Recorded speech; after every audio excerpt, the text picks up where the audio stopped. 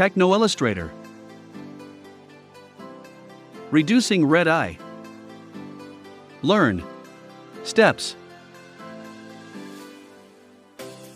Step 1. Open Windows Live Photo Gallery. Click on Start. All Programs. Windows Live Photo Gallery. Or click on the shortcut on your desktop. Step 2. Open up your folder. Open the folder where you have saved your photos in. To do this, click on File, Include Folder, and the folder you wanted to open. Step 3. Select the photo.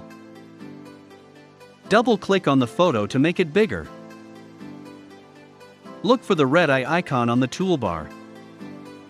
On the upper portion of your picture you will see the red eye icon. Click the icon to start removing the red color. Step 4. Select the part that you want to edit. Once you click the red eye, your arrow pointer will change into a crosshair. Click and drag your mouse on the red eye, this will create a box. Release your mouse once you have drawn a box around the red eye.